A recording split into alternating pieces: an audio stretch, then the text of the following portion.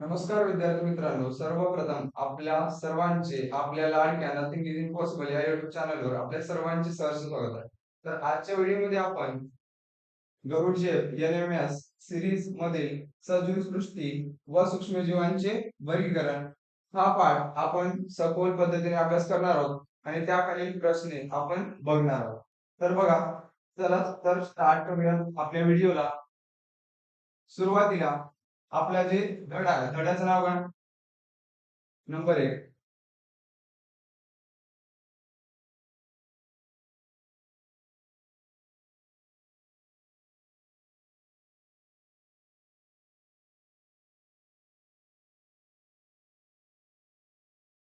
सजीव सृष्टी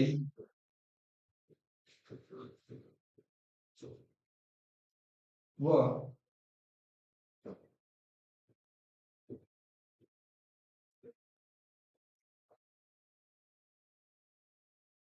सूक्ष्मजीवांचे वर्गीकरण.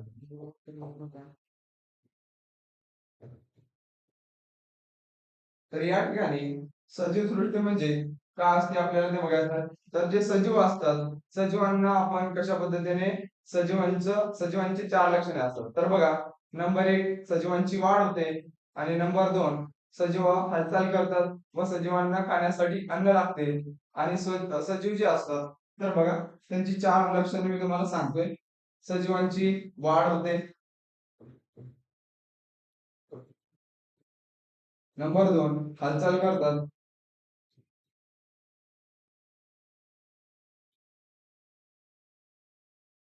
नंबर 3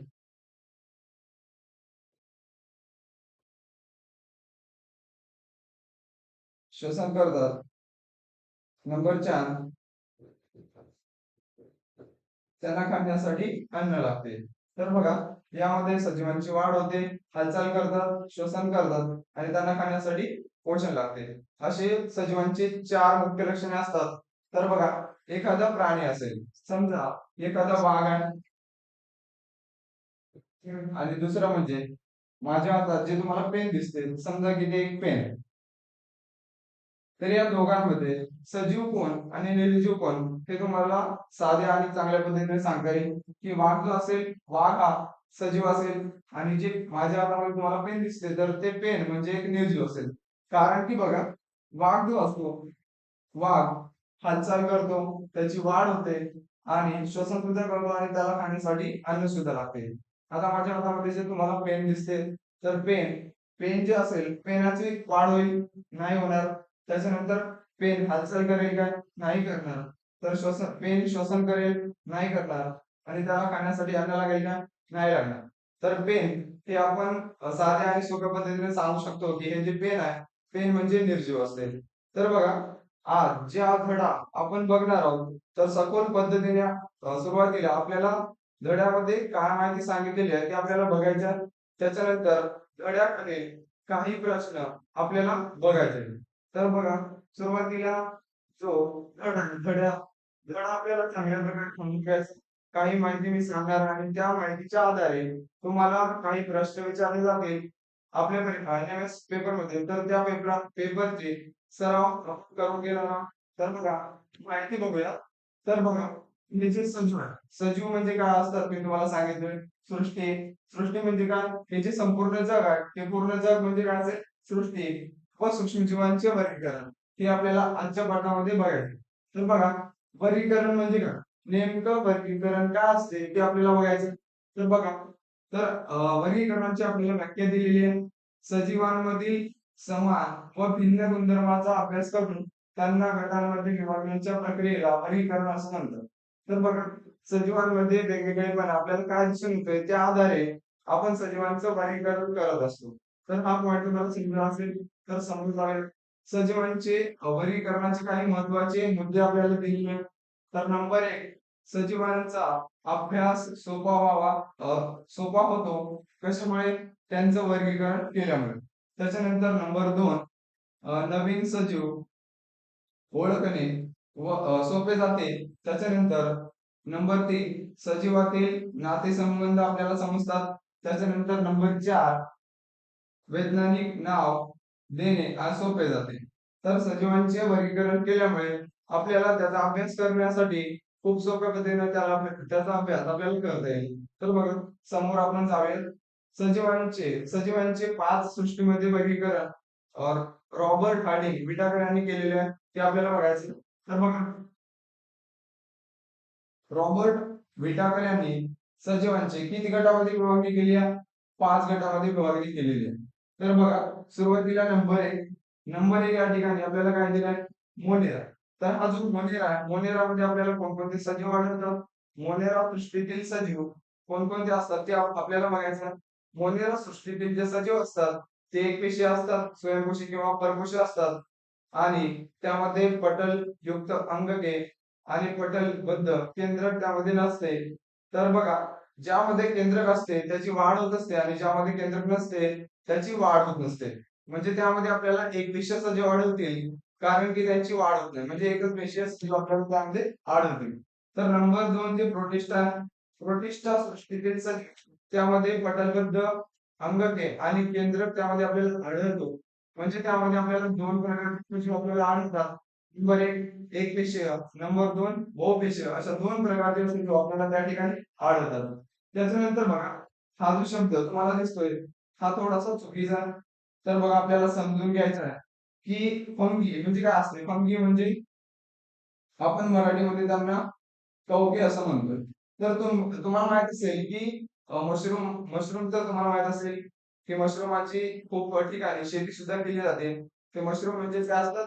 कवके असतात. त्याच्यानंतर आपल्याला प्लांटी म्हणजे प्लॅनेटी. तर हे प्लॅनेटी म्हणजे काय असते ते आपल्याला बघायचं आहे. प्लॅनेट म्हणजे काय असतात? वनस्पती असतात.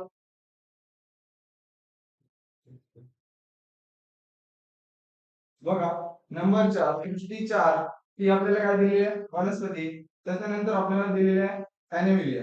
तर ॲनिमलिया म्हणजे काय असते ते आपल्याला बघायचं आहे. ॲनिमलिया म्हणजे प्राणी असतात. आतापर्यंत जेवढा भाग आपण बघतोय तो प्रत्येक भाग तुम्हाला समजत असेल. तर बघा, समोर आपल्याला सृष्टी 1, सृष्टी ही आपली सृष्टी 1 आहे. त्याला आपण मोनेरा.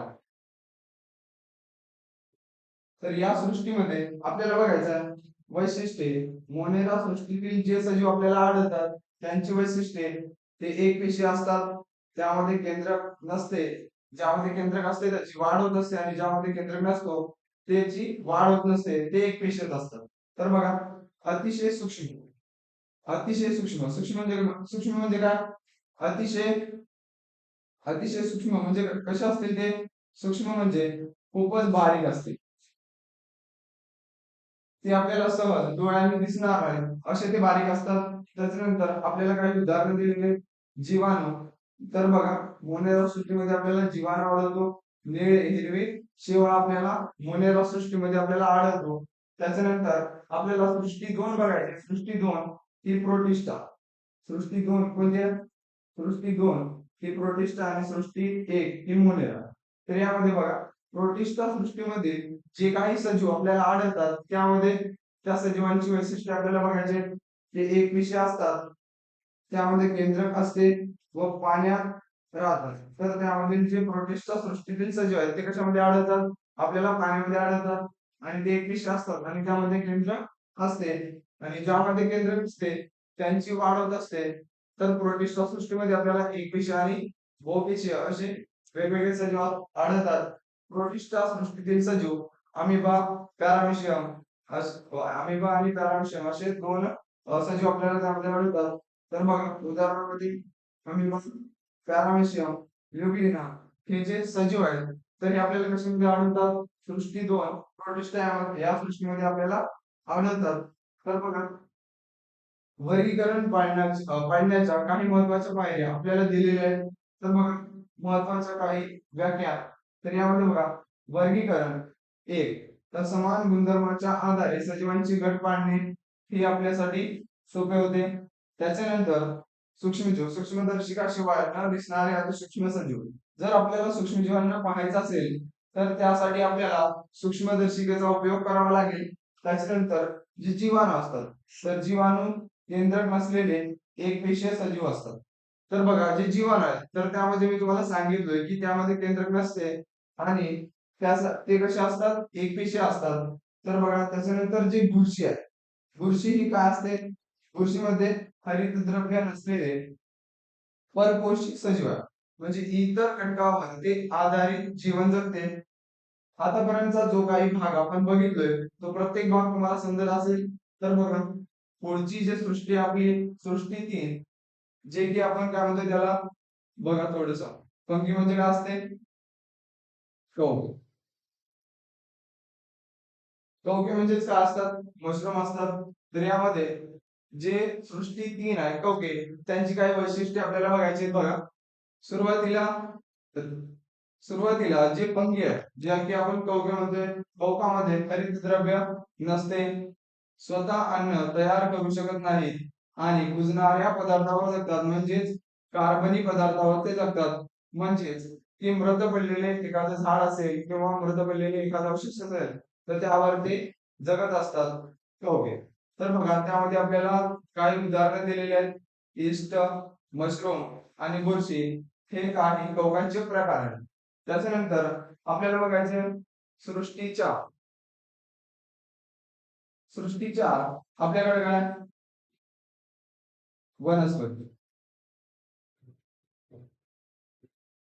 सृष्टीच्या वनस्पती आपण, ही जी सृष्टी आहे, ही जी सृष्टी म्हणजे काय तर या जगामध्ये सगळीकडे आपल्याला झाडे दिसतात जे की वनस्पती आहेत.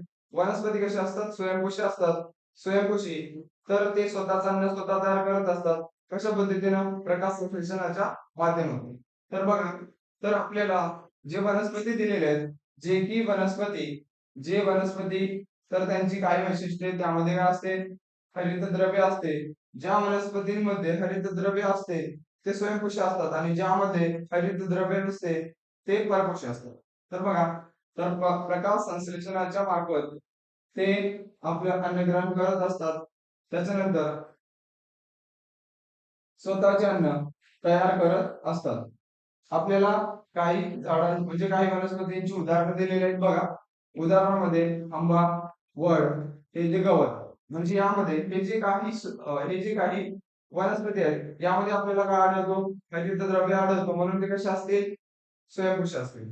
तर बघा त्याच्यानंतर सृष्टी 5 ही ॲनिमेलिया म्हणजे काय असते, तर ॲनिमेलिया म्हणजे सृष्टी 5 प्राणी.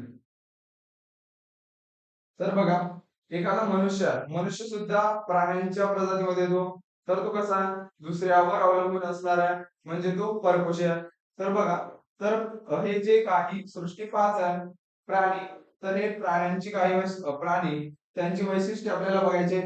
स्वतः अन्न तयार करू शकत नाही आणि त्याच्यानंतर हालचाल करतात आणि बहुपेशीय असतात.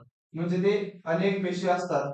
तर बघा त्याच्यानंतर आपल्याला काही उदाहरण दिलेले आहेत जे की प्राण्यांची उदाहरणे आहेत. तर प्राण्यामध्ये माणूस सुद्धा येतो, जे की आपण स्वतः आहोत. त्याच्यानंतर सिंह, मासा आणि पक्षी हे काही प्राण्यांची उदाहरणे आपल्याला दिलेली आहेत. त्याच्यानंतर आपल्याला अभ्यास करायचा सूक्ष्मजीव म्हणजे नेमकं काय, सूक्ष्मजीव म्हणजे नेमकं काय असते ते आपल्याला बघायचं आहे. नेमकं सूक्ष्मजीव, आपल्या जे सूक्ष्मजीव असतात त्यांना जर आपल्याला बघायचं असेल तर आपण कशाचा उपयोग करतो, सूक्ष्मदर्शिकेचा उपयोग करतो. आणि त्याच्यानंतर जे सूक्ष्मजीव असतात ते आपल्याला सहज डोळ्यांनी दिसत नाहीत, ते अतिशय सूक्ष्म असतात, म्हणजे खूपच बारीक असतात. त्यामुळे त्यांना जर आपल्याला बघायचं असेल तर त्यासाठी आपण कशाचा उपयोग करतो, सूक्ष्मदर्शिकेचा उपयोग करत असतो. तर त्यासाठी आपल्याला एक व्याख्या दिली आहे. व्याख्या आपल्याला काय सांगते ते आपल्याला करायचं बघा. जे सजीव उघड्या डोळ्यांनी दिसत नाहीत आणि आणि सूक्ष्मदर्शकाच्या साहाय्याने दिसतात त्यांना आपण काय म्हणतो, सूक्ष्मजीव असं म्हणतोय. तर बघा सूक्ष्मजीव नेमकं कशाला म्हणतात हे तुम्हाला समजलं असेल तर आपण काही सूक्ष्मजीवांचे प्रकार पाहणार आहोत. तर बघा नंबर 1 जीवाणू आहे. जीवाणू सुद्धा एक सूक्ष्मजीव आहे जो की एकपेशीय असतो. त्याच्यानंतर बुरशी आहे. बुरशी, तर बुरशी ही भाकरी, पाव यासारख्या पिष्टमय अन्नपदार्थावर जगत असते, ते तुम्हाला माहित असेल. त्याच्यानंतर दुसरा प्रकार आहे आदिजीव. आदिजीव हा सुद्धा एका सूक्ष्मजीवाचा प्रकार आहे. त्याच्यानंतर शेवाळ आणि पाचवा म्हणजे विषाण. असे 5 सूक्ष्मजीव आपण बघितलोय. तर सूक्ष्मजीवांचे काही उपयोग आपल्याला पाहायचे आहेत. तर बघा सूक्ष्मजीवांचे उपयोग आपल्याला काय असतात बघ, दही तयार करण्यासाठी दही करण्यासाठी सुद्धा कशाचा उपयोग होतो, सूक्ष्मजीवांचा उपयोग होत असतो. त्याच्यानंतर औषधे तयार करण्यासाठी सुद्धा कशाचा उपयोग होतो, सूक्ष्मजीवांचा उपयोग होत असतो.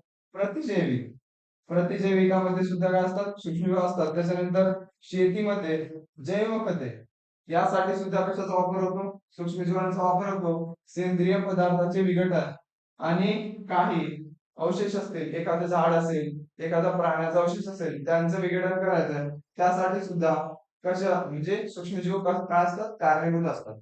त्याच्यानंतर सूक्ष्मजीवांपासून होणारे आपण म्हणजे आपल्यावर होणारे काही परिणाम बघायचे तर बघा, कॉलरा, क्षय क्षयरोग, टायफॉइड, त्याच्यानंतर मलेरिया, अन्न खराब होणे. तर बघा, जर आपण उघड्यावर अन्न ठेवलो तर त्यापासून आपल्याला थोडं हानी होऊ स्वाद होऊ शकते. त्यामुळे आपलं जे शरीर आहे त्यावर परिणाम होऊ शकतो. तर त्यामुळे आपण बिमार सुद्धा पडू शकतो. तर त्याची आपल्याला काळजी घ्यायची आहे. त्याच्यानंतर सूक्ष्मजीवांपासून संरक्षण कशा पद्धतीने आपल्याला करायचे तर आपल्याला बघायचं बघा, स्वच्छता राखायची. आपल्याला काय करायचं, स्वच्छता राखायचं. उकळलेले पाणी उकळलेले किंवा शुद्ध पाणी आपल्याला प्यायचं. त्याच्यानंतर अन्न झाकून ठेवावे, उघड्यावर अन्न ठेवू नये. तिसरा पॉईंट आपल्याला सांगतोय बघा, लसीकरण करून घ्यावे. तर आपल्याला काय करायचं, लसीकरण सुद्धा करून घ्यायचं आहे. त्याच्यानंतर जेवण करण्या अगोदर आपल्याला हात साबणाने धुवायचे. तर बघा, हे जे काही सूक्ष्मजीवाविषयी आपण काही मुद्दे बघितले ते प्रत्येक मुद्दा तुम्हाला समजला असेल तर आपण समोर जाऊयात बघा. तर बघा, जे सूक्ष्मजीव आतापर्यंत आपण बघितलोय त्यांच्या आकारासंदर्भात आपल्याला काही माहिती घ्यायची आहे. तर बघा, सूक्ष्मजीवाच्या आकारासंदर्भात खालील प्रमाण आपल्याला लक्षात ठेवायचे. तर बघा, सूक्ष्मजीव जे असतात 1 मीटर म्हणजे किती असतो, 1 मीटर म्हणजे 10 पॉवर 6 मायक्रोमीटर एवढं तो असतो. मायक्रोमीटरला ते थोडस चुकीचं. तर बघा, मायक्रोमीटरला आपल्याला कशा पद्धतीने सांगते तर 10 पॉवर 6 मायक्रो या पद्धतीने काढतात बघ. तर 10 पॉवर 6 मायक्रोमीटर एवढा त्याचा आकार असतो. आणि 1 मीटर नॅनोमीटर मध्ये किती असतो ते आपल्याला बघायचं बघा. 1 मीटर म्हणजे किती, 1 मीटर म्हणजे नॅनोमीटर मध्ये 10 पॉवर +9 नॅनोमीटर एवढा नॅनोमीटर मध्ये त्याचा आकार असतो. तर बघा, मायक्रोमीटर आणि नॅनोमीटर या दोघांमध्ये तुम्हाला फरक कळला असेल की मीटर मध्ये त्यांचे जे मायक्रोमीटर मध्ये 10 पॉवर +6 एवढा असते आणि नॅनोमीटर मध्ये 10 पॉवर +9 एवढा त्यांचा आपल्याला नॅनोमीटर मध्ये त्याची व्हॅल्यू दिलेली आहे. तर बघा, आपण समोर जाऊया की जीवाणूचा आकार किती असतो. त्याच्यानंतर आपल्याला आदिजीव, कवके, शेवाळे आणि विषाणू या सर्वांचा आकार जो आहे आपल्याला लक्षात ठेवायचा. तर सुरुवातीला बघा, आपल्याला काय दिले, जीवाणू दिलेले. तर सुरुवातीला जीवाणूचा आकार किती असतो ते आपल्याला बघायचा. जीवाणूचा आकार सुमारे 1 मायक्रोमीटर ते 10 मायक्रोमीटर असतो. मायक्रोमीटरला हे जे मला दिसते थोडस चुकी झालेली आहे. आपण त्याला कशा पद्धतीने मायक्रोमीटर लिहितात हे तुम्हाला मी समजून सांगतो बघ. तर बघा, जे जीवाणू आहे,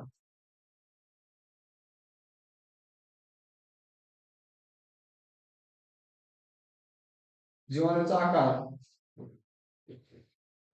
सुमारे किती असतो, 1 मायक्रोमीटर ते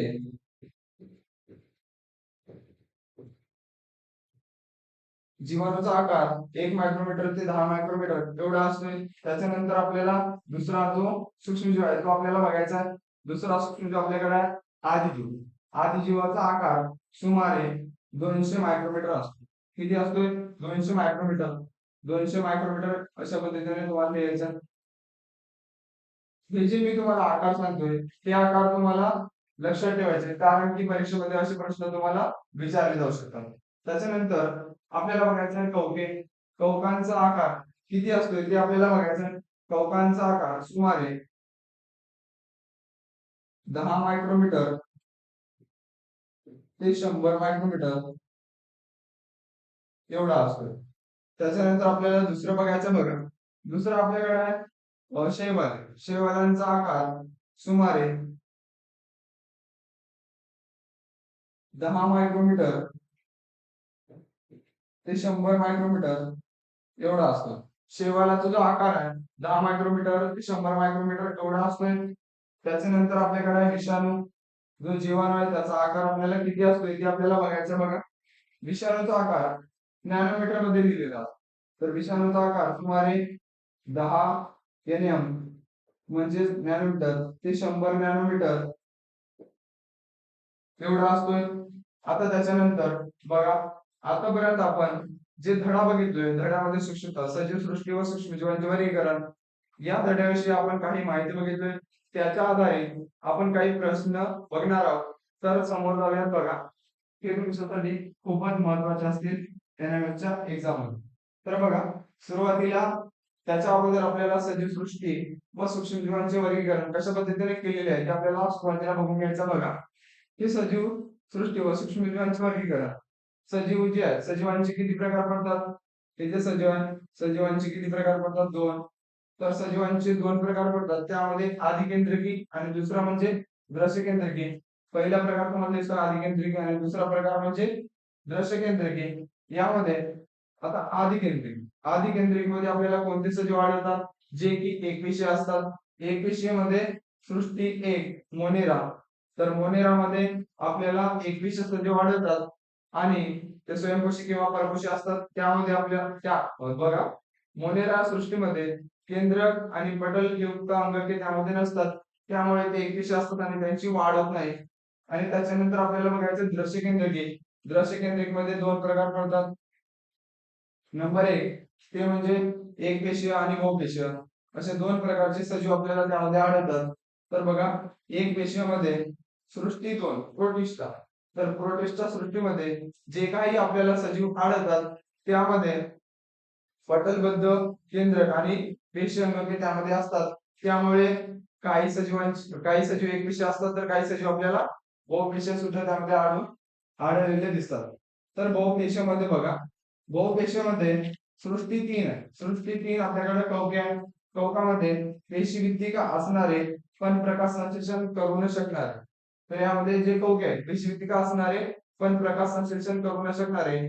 तर ज्यामध्ये हरितद्रव्य असते तेच प्रकाश संश्लेषणाद्वारे काय करतात? अन्नग्रहण करत असतात. आपल्याकडे सृष्टी 4 तुम्हाला काय दिसते? सृष्टी 4 ही वनस्पती दिसते. पेशीभित्तिका असणारे व प्रकाश संश्लेषण करू शकणारे. कारण की जे वनस्पती असतात त्यामध्ये आपल्याला काय आढळतो? हरितद्रव्य आढळतो. आणि ज्या वनस्पतीमध्ये हरितद्रव्य असते ते स्वयंपोषी असतात म्हणजे स्वतःचं अन्न स्वतः तयार करत असतात. हे तुम्हाला कळालं असेल. त्याच्यानंतर आपल्याकडे सृष्टी 5. सृष्टी 5 प्राणी पेशीभित्तिका नसणार. त्यामध्ये काय नसते? पेशीभित्तिका नसते. आतापर्यंत जे काही भाग आपण बघितलोय त्या प्रत्येक भागामध्ये इन डिटेल आपण धड्याविषयी माहिती घेतलोय. धड्याच्या आधारे आपल्याला काही प्रश्न बघायचे तर आपण प्रश्नांकडे जाऊयात बघा.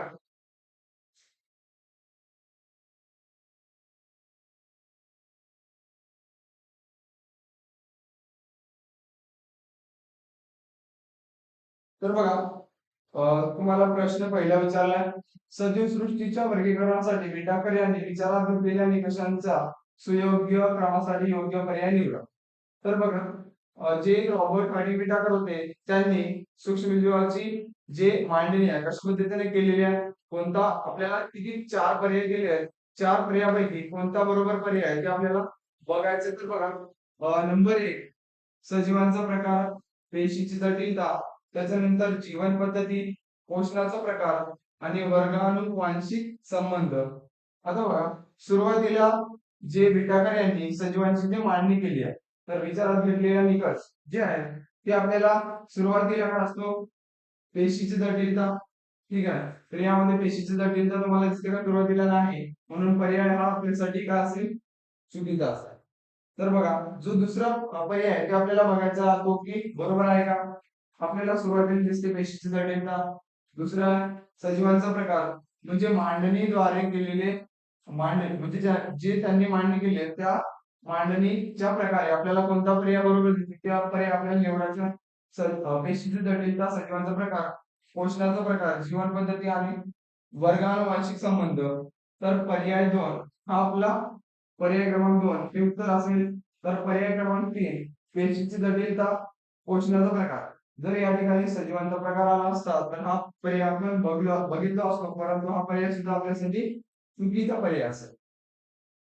तर त्याच्यानंतर जे पर्याय क्रमांक 4 आहे, सजीवांचा प्रकार, जीवन पद्धती, पोषणाचा प्रकार, वर्गानुवांशिक संबंध आणि पेशीची जटिलता हे शेवटच्या ठिकाणी गेले. हा पर्याय सुद्धा आपल्यासाठी चुकीचा असेल. प्रश्न क्रमांक पहिला तुम्हाला समजला असेल तर आपण समोर जाऊयात बघा.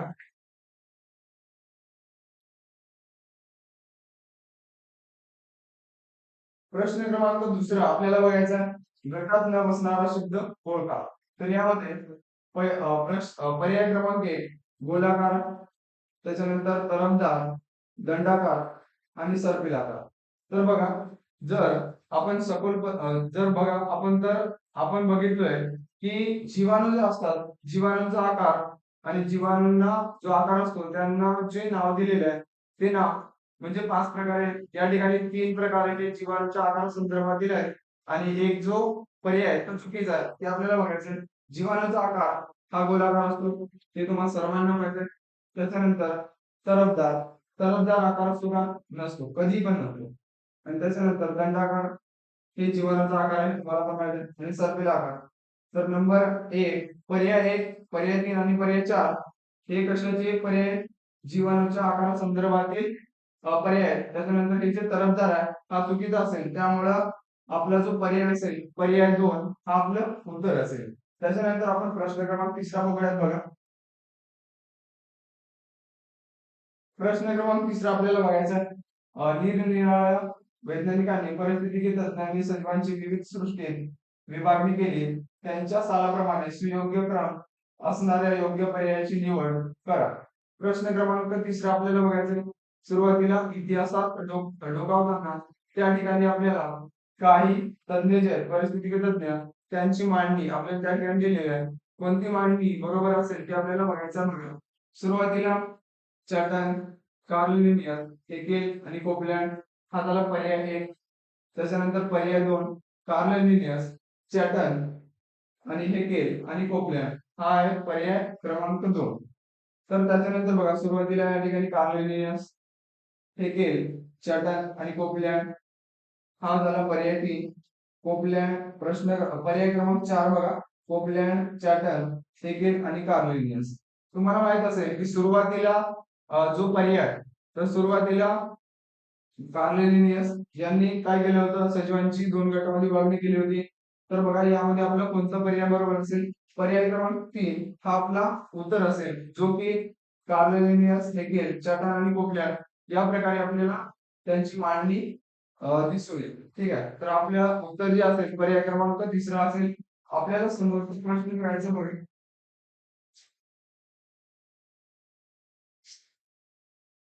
प्रश्न क्रमांक 4 आपल्याला बघायचा आहे. गटात न बसणारा शब्द ओळखा. तर या ठिकाणी बघा, आदिजीव बघा, या ठिकाणी प्रश्न आपल्याला बघायचा आहे. गटात न बसणारा शब्द आपल्याला ओळखायचा आहे. तर त्या अगोदर आपल्याला काही पर्याय दिले आहेत. आदिजीव, कवके, जीवाणू आणि शैवाल. तुम्हाला माहित असेल जेव्हा आपण सूक्ष्मजीवांचे वर्गीकरण, त्यामध्ये आदिजीव, कवके, शेवाळे हे द्रश्य केंद्रकी भागामध्ये येतात आणि जे आदिजीव, कवके आणि शेवाळे जीवाणू कशामध्ये येतोय? आदिकेंद्रिकेमध्ये येतोय आणि द्रश्य केंद्रिकेमध्ये आपल्याला काय दिसतोय?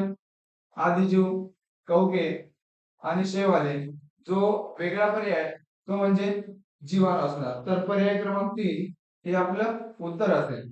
तर जो प्रश्न क्रमांक 4 सुद्धा आपल्याला तुम्हाला कळाला असेल. तर आपण पुढच्या प्रश्नांकडे जाऊया. तर बघा, प्रश्न क्रमांक 5 आपल्याला बघायचा आहे. प्रश्न क्रमांक 5 आपल्याला काय सांगतो बघा, खालील पर्यायामधून चुकीचा पर्याय निवडा. खालील पर्यायामधून आपल्याला चुकीचा पर्याय निवडायचा आहे. तर बघा, नंबर 1 पर्याय 1 आपल्याला काय दिले बघा, मोनेरा सृष्टीतील जीवाणूंना पटलबद्ध केंद्र व पेशी अंगके असतात, असा प्रश्न दिला. त्याच्यानंतर पर्याय 2 बघा, प्रोटिस्ट सृष्टीतील सजीवांना पटलबद्ध केंद्र असते. त्याच्यानंतर पर्याय क्रमांक 3 कवक सृष्टीत सजीव दृश्य केंद्रके असतात. कवक सृष्टीत सजीव कसे असतात, द्रव्य केंद्रके असतात. आणि त्याच्यानंतर काही कवकांच्या पेशीद्रव्यात असंख्य केंद्रके असतात. तर चार पर्याय जे आपल्याला दिलेले आहेत त्यांचा निष्कर्ष आपल्याला बघायचा आहे की कोणता पर्याय आपल्याला म्हणजे चार पर्यायापैकी तीन पर्याय आपल्याला बरोबर दिले आहेत आणि एक पर्याय जो चुकीचा आहे तो आपल्याला शोधायचा आहे. तर बघा, मोनॅड सृष्टीतील जीवांना पटलबद्ध केंद्र व पेशींद्रके नसतात. असतात का? नाही, कारण की ते एकपेशीय असतात, त्यामध्ये पटलबद्ध केंद्रक आणि पेशींद्रके नसतात. तर या ठिकाणी आपल्याला काय दिले, असतात असं दिलंय, म्हणून आपलं पर्याय क्रमांक एक हे उत्तर असेल. त्याच्यानंतर आपल्याला समोरचा प्रश्न बघायचा तर बघा, प्रश्न क्रमांक 6 आपल्याला बघायचा बघा. आधिकेंद्रकी पेशीचा आकार डॅश डॅश डॅश असतो. तर आधिकेंद्रकी पेशीचा आकार किती असतो तो बघायचा. 5 ते 10 मायक्रोमीटर. पर्याय 1, पर्याय 2 1 ते 10 मायक्रोमीटर. त्याच्यानंतर 2 ते 100 नॅनोमीटर. त्याच्यानंतर आपल्याला बघायचं 1 ते 10 नॅनोमीटर. आपल्याला प्रश्न काय दिला बघा एकदम साधा. आधिकेंद्रकी पेशीचा आकार सुमारे किती असतो? आधिकेंद्रकी पेशीमध्ये काय असते, आधिकेंद्रकी पेशीमध्ये केंद्रक नसतो, त्यामुळे त्याचा आकार सुद्धा कसा असेल, खूपच बारीक म्हणजे अतिसूक्ष्म असेल.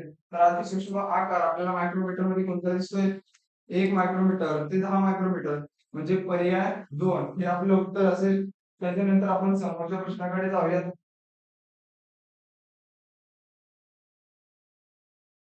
तर बघा, प्रश्न क्रमांक 7 जो आपल्याला दिलेला आहे त्यामध्ये आपल्याला काय करायचं, वेगळा घटक ओळखायचा आहे.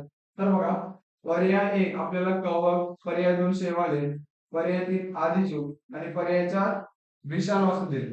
तर तुम्हाला माहित असेल सूक्ष्मजीवांच्या वर्गीकरणामध्ये कवके, शैवाले, आदिजीव हे द्रव्य केंद्रकीमध्ये येतात. म्हणजे हे तीन एक गट तयार होतो आणि हे जे विषाणू आहे, विषाणूचा भाग वेगळा असल्यामुळे वेगळा घटक कोणता दिसतो आपल्याला, विषाणू. म्हणजे पर्याय 4 क्रमांक आपल्याला वेगळा घटक दिसतो, म्हणून पर्याय 4 हे आपलं उत्तर असेल. त्याच्यानंतर आपल्याला प्रश्न क्रमांक 8 बघायचा बघा. तर इकडे लक्ष द्या, खालीलपैकी कोणता आदिजीव आमांश होण्यास कारणीभूत ठरतो. तर यामध्ये आपल्याला एकूण 4 पर्याय दिले आहेत. 4 पर्यायामध्ये तर आपण बघूयात. पर्याय 1 क्लोरेला, पर्याय 2 पॅरामेशियम आणि पर्याय 3 एंटामिबा हिस्टोलिटिका आणि पर्याय 4 युबिली. तर बघा, खालीलपैकी कोणता आदेश अमांश शोधण्यास कारणीभूत ठरतो ते आपल्याला बघायचं आहे. तर एंटामिबा हिस्टोलिटिका अमांश होण्यास काय होतात, कारणीभूत ठरतात. ते आपलं पर्याय क्रमांक 3 हे उत्तर असेल. तर आजच्या भागामध्ये आपण जे काही प्रश्न बघितलोय ते 8 प्रश्न, प्रत्येक प्रश्न तुम्हाला चांगला समजला असेल. जर सगळा व्हिडिओ तुम्हाला समजला असेल तर आपल्या व्हिडिओला लाईक केला नसाल तर लाईक करून घ्या.